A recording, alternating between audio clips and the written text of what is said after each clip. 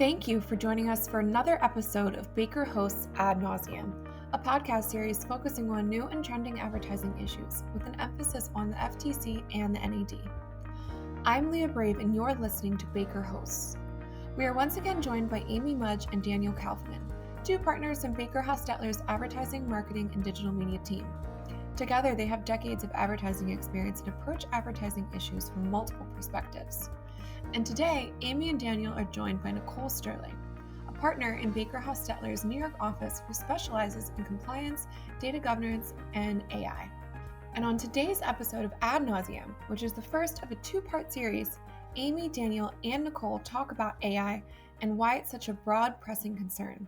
With that, welcome to Ad Nauseam, and let's turn it over to Amy, Daniel, and Nichole. And welcome back to Ad Nauseam, everyone. And the only thing we love here more than 80s music and movies is special guests. And today we are delighted to have with us Nichole Sterling, who is a partner from our New York office. And she has a practice that spans privacy, data protection, information governance, and emerging technologies. And she has been one of our go-to persons to help with vexing issues involving the use of AI. Hi, super excited to be here today. And I'm going to quote my AI assistant on this one since I asked. I feel like somebody who has miraculously stumbled upon what can only be described as the highlight of my career as a privacy lawyer by joining the two of you. Also, why did nobody tell me that talking about 80s movies was an option? Because I could totally do that. Do we need another podcast? You are invited back all the time for that, although I don't know. I think you're a little young to truly have lived it, but we'll put you to the test at some later date. The other thing we love more than the 80s and the special guests, or they're probably equal loves, are two-parters, especially if there was a Who Shot JR type cliffhanger.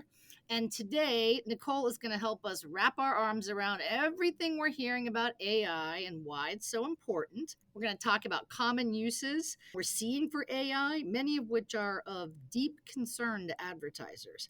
And then in part two, we're going to have another special guest to help us dig deeper into this issue and really help hone in on why the use of AI should matter a great deal to advertisers and their ad agencies, and then delve into some contracting best practices to help navigate around or with these AI concerns.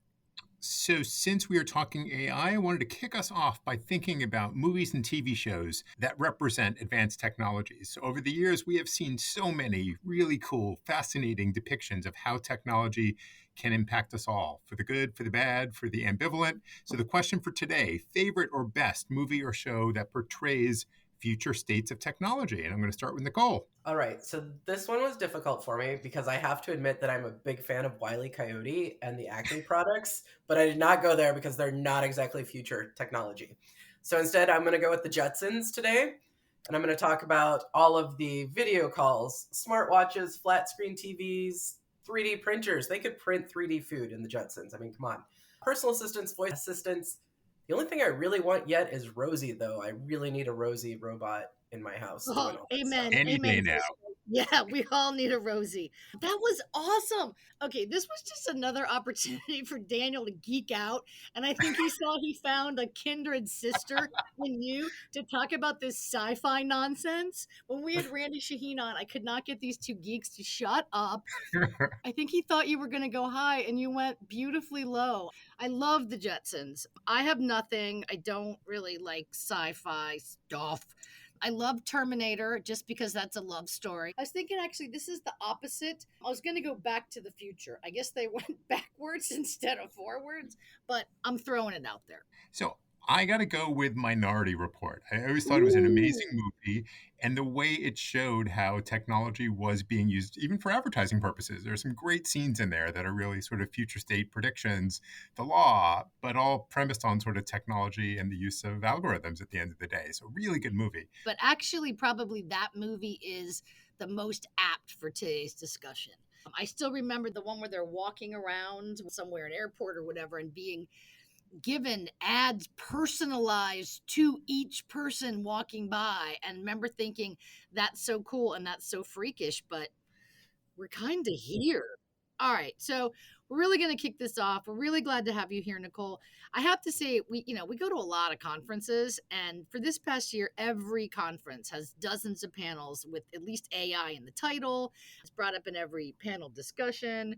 It's part of the focus. So, Nichole, why are we seeing this tremendous focus on AI by lawyers in particular? I mean, I think we could say that it's the new shiny toy and everybody's very excited, but I actually do think that AI has more to do with the law than perhaps a lot of the changes that we've seen recently. I think that AI is really interesting in that it intersects with almost everything. For instance, everything our law firm does. If you look at everything that Baker Hostetler does, there is a way in which AI will intersect with it, either to make it better or because people are going to have questions about it. So, for instance, if we take something like IP, that's a pretty obvious one. A lot of the lawsuits that we're seeing related to AI are about sort of core IP issues, copyright, trademark. But our IP team is also helping a lot of people sort of across the board with protecting IP, protecting their data, proprietary information, things like that in the business group. We see it with M&A due diligence. What are you doing with data? How is data being used? Is AI being used on data, and how that all can play into the valuation of companies, the type of due diligence that you need to do. Labor and employment. A lot of people interested in AI for figuring out, what are my employees doing with their time? How do they feel about work? Are they going to be good employees? We can see it in the hiring practices. So it intersects with things we're advising on there. Clearly with litigation, we've seen it for a long time in things like e-discovery, document review, legal research, that type of thing. We are seeing it, of course. We've all heard about cases out there where there's like fake cases that are embedded in court documents and people are getting in trouble, all of that kind of stuff. So we have seen courts issuing lots of local orders about what you have to disclose if you're using AI to do research. And finally, within our own practice group, since we are all within the digital assets and data management practice group, we see these things increasingly coming up. We see them on the privacy side with what can you do and can't you do with personal data. A lot of the laws are evolving quickly. I think we see it, for instance, in the privacy practice, because a lot of the laws that we do have are privacy focused. Privacy laws exist. They have pieces in them that are about, what can I do with AI? How can I use it to do automated decision making? They aren't AI laws, but they are aimed in ways that they can bring AI within it. So we do see it there. But I think we'll continue to see it building out there. We see it with advertising. A lot of companies are reaching out and saying, hey, my advertising team has read about all these really cool new AI tools and they want to use them. What can they do? It's a very common question that we're getting. And I think the advertising teams, maybe they're just very cutting edge in what they're doing, but this is an area that they really are interested in leveraging some of these tools. They want to do it better, faster, smarter, and cheaper. But that, you've teed up part two. We will get in a deep dive there. So, Nichole, because I obsessively always turn things back to the FTC, I want to turn back 8 years. So, 2016, the FTC puts out a significant report on big data. That was the big term that everyone was using, 8, 9 years ago. It focused on the potential for big data analytics to produce, huge benefits, but also potentially outcomes that could be discriminatory or exclusionary. And we're seeing a lot of those same themes today as we talk about AI. But from your perspective, how different is the AI that we are talking about today from what we were talking about with big data, 8 or 9 years ago? Oh, good question. Good question. Yeah, is it like a natural evolution, or have we truly, is this an explosion of something truly brand new? Can I say it's both? It's funny because I was thinking about this last night, actually, because I was listening to another podcast, which I shall not name because we don't need competitors, thinking back to 80s, because I know you guys like the 80s. They were talking about video killed the radio star, and, all of this constant moving forward in technology, and the whole idea that we then got to in the 90s that there was information overload and the internet was going to overload us with so much information we'd never be able to function again. And yet, how much more information do we have now? And I think in some ways that sort of characterizes the shift. So at the point that FTC report that you sort of mentioned was published, 2016, what we saw then, we were sort of at this point with AI where we had a rise in what we refer to as natural language processing, which is the ability of AI to understand natural language. So you didn't need to know certain prompts necessarily to make AI work, as well as deep learning, which is basically a type of AI that is meant to mimic how the human brain functions.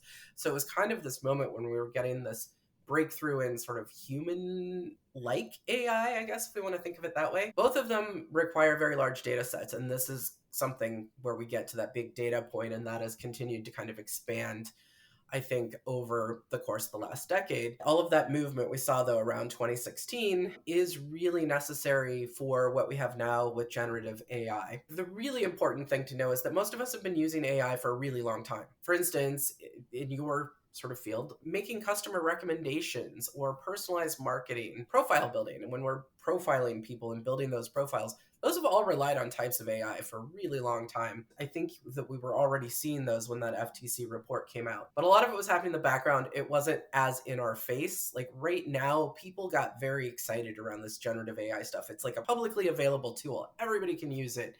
And it's really become part of our consciousness in a way, I think, over the course of the last year that maybe it hadn't been. And I think that the AI that we have now is growing faster in the sense that it is faster. The tool works faster. It's almost simultaneous in a way. It is smarter. It's better at complex tasks, problem solving, learning. It feels realer, I guess, in a way. I've heard people explain it that way. So I think that's one of the key differences over the last decade. Can you walk us through some of the overall regulatory landscapes as it comes to AI? I mean, kind of at a very high level. We're reading articles every day about new EU regulations and a lot of state proposals to regulate the use of AI on this issue. I know it's been bouncing around federally and there's been a call to regulate AI, but I don't think any one of us thinks anything is going to happen on the federal level these days. Where should we be looking to see what the future is going to look like as far as how and if AI is regulated? So I think AI regulation has a few issues right now. One is that there's lots of ideas. Tons of ideas. Everybody's got ideas. There's lots of proposed regulation. We have seen, a lot of movement on just people talking about what they think should be regulated. I think one of the more interesting things is that if you look at some of the studies that have come out, is that the average person's concerns about the use of AI and this generative AI stuff are somewhat different than what we see the regulators really focused on. And I don't know how much that's going to end up dividing where things go. But if you look at it, for instance, more than half of Americans right now are reporting that they're more concerned about AI than excited about AI. But the things that they're concerned about are things like losing their job to AI. The quality of customer service is one thing that people talk about. Like, I don't know how to get past the robot talking to me on the customer service line. That is a major concern. People are also concerned about things like driverless cars and autonomous weapons. The regulators, on the other hand, and I know that Daniel always loves to talk about the FTC, and we'll get there in a second, I swear. The regulators are really concerned about things like bias and access to services and, things that maybe aren't on the top of the list of things that consumers are really concerned about. Interesting side point here, and is this the point where I get to talk about Taylor Swift for a bit? Oh, please I'd do. be offended if you didn't. So come on. Yes, bring on the Tay-Tay. So I know that a lot of people have probably been following this whole what's been going on with Taylor Swift and the deep fake AIs on X and all of this stuff. Deepfakes, for anybody who doesn't really get into that, is basically just like a photo or video or audio or something that has been manipulated, typically by AI, so that it appears real. So you may think it's a real person, it's not a real person. Deepfakes, for the most part, like all major social media platforms will say that deepfakes are not permitted. They're against whatever terms are in place for users. But are they actually illegal? Not really. I mean, under various theories of the law, you could probably get to a point where deepfakes were illegal. There's not really a lot of proactive legal stuff. And I think for me, the most interesting thing with the Taylor Swift issue has been this idea that it was really all of her fans that sort of banded together to solve the problem. X could not solve the problem. They could not manage to take down these deepfakes fast enough. And the law could not solve the problem. But a bunch of Swifties on X hosting could manage to flip the algorithm in ways that actually helped to solve the problem. I don't know. Is that emblematic of where we're going with regulations right now? Maybe. Does that say something good about humanity in many respects? We defeat technology when we have to. The value of self-regulation. There is nothing more self-regulation than the Taylor Swift nation. Good one, Amy. I think the Beehive might be able to outsmart as well. All right, there probably is going to be regulation, and certainly the FTC has been at least quite vocal about AI, and that it's got plans and what it's going to do to address it. So Daniel, fill us in there. What do you make of all that? Look, I mean, the FTC is certainly making it very clear that from their perspective, they are the leading federal regulator in this area. They are speaking a lot about AI. Last year there was blog after blog of the FTC talking about really primarily the consumer side of AI. And that's really been their primary focus. What are the consumer concerns about AI? And Nichole started getting to some of them, potential bias, inaccuracies, bad customer service. They also started raising issues about how AI was being built, copyright and IP issues, the use and collection and sharing of biometric and personal data, and then how is it being applied in the real world? The potential for sort of turbocharged fraud has been the phrase that the FTC has used a lot. So a lot of thinking about the consumer impact. We know there are investigations that the FTC is doing into various uses of AI, a whole range of topics relating to that. And we're seeing, of course, on the competition side, the FTC is certainly using both sides of the house to look at AI issues and the impacts on competition in the marketplace as well. They had that big AI powwow. I think is that workshop? Can we use the word workshop anymore? I don't know if that's We're back to using the word workshop. back in fashion. Okay, all right, okay. So FTC AI workshop the other week. Nichole, tell us in a few short words everything we missed.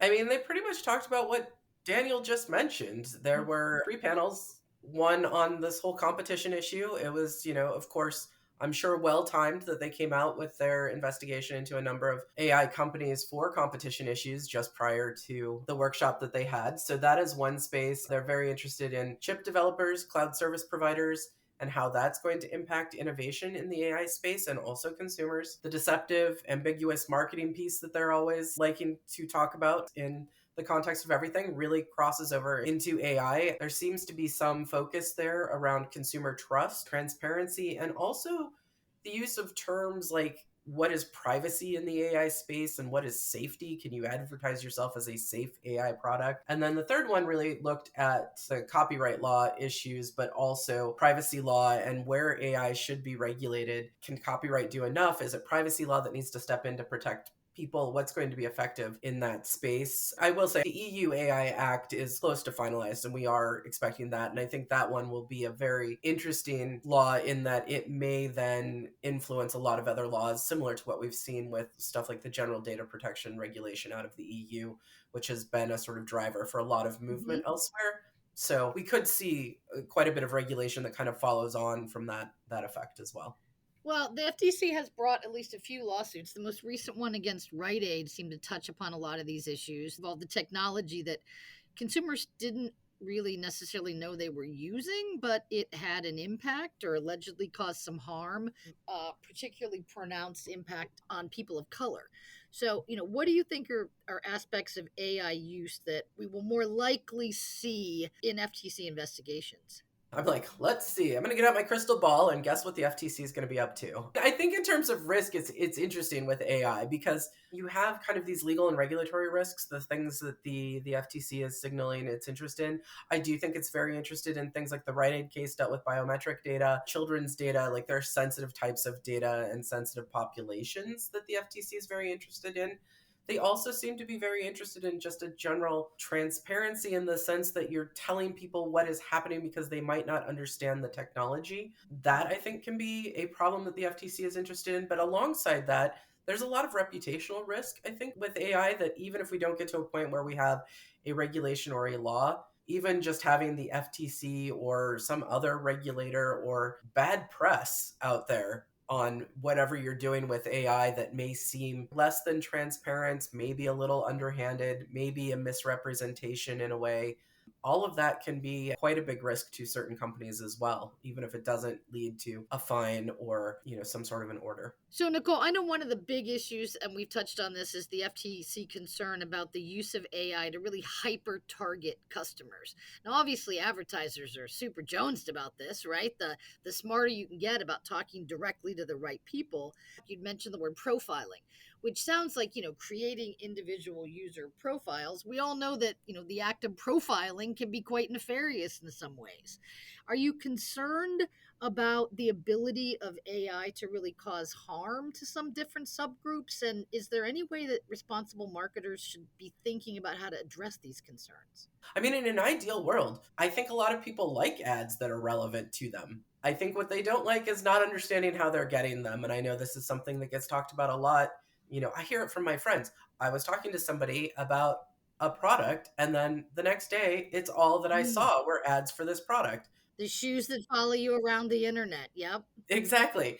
And I think it's that I sometimes call it the creepy factor. I think it's that factor that people react to less than actually being shown an ad that's relevant to them. So, on the hyper targeting thing, though, because it is smaller groups, they become more identifiable as individuals. One of the things we look at with things like aggregate data and such is what is the size of the group you need to get to for people to be truly anonymous within a group. You're hyper targeting, you're using a different blend of things and smaller groups, so people become more identifiable within that. It's easier to figure out who somebody is if they're clicking through on an ad when you know that it's only gone to a certain amount of people. Depending on the data that's being used for that too, it is possible that you could get more inaccuracies, I think, in your segments and how you're deriving that information, how you're targeting. And it is also possible, depending on who you're picking and how your segments are being organized, that you could be perceived as culturally insensitive in certain ways. If you end up as a brand only targeting certain types or groups of people. Nichole, we could totally spend a few more hours talking about this. I've got a list of other questions I would love to go with you. You'll have to invite me back. We would love to do that. That'd be wonderful. And I will hold you to that.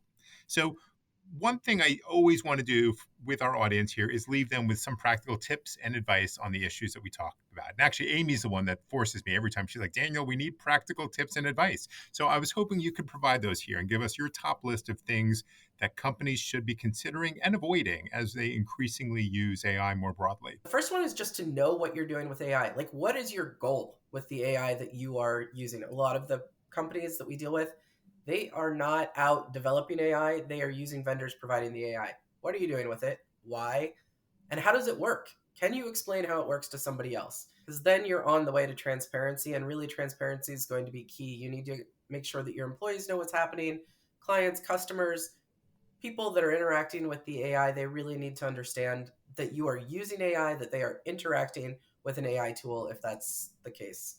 And then don't be scared to start small. We run into a lot of companies that just want one policy to rule them all, and we'll just cover everything with this one single policy. It is fine to cover what you know you're doing now, even if that is one tool that you're rolling out, and to expect to revisit that practice regularly, to update the policy as you implement new tools. It doesn't need to be the policy that will fix everything. And that, I guess, is the main tips. Nichole, thank you so much. And we hope you will join us for a future episode. We're going to talk more about AI and what advertisers and ad agencies should be thinking about. So thank you for joining us at Ad Nauseam. Thank you, Amy, Daniel, and Nichole. If you have questions for Amy, Daniel, or Nichole, their contact information is in the show notes. For more information on the latest developments in ad law, visit our Adventures in Law blog at www.adventures-in-law.com and check out all Ad Nauseam episodes by subscribing to Baker Hosts wherever you get your podcast. As always, thanks for listening to Baker Hosts. Comments heard on Baker Host are for informational purposes and should not be construed as legal advice regarding any specific facts or circumstances. Listeners should not act upon the information provided on Baker Host without first consulting a lawyer directly. The opinions expressed on Baker Host are those of participants appearing on the program and do not necessarily reflect those of the firm. For more information about our practices and experience, please visit bakerlaw.com.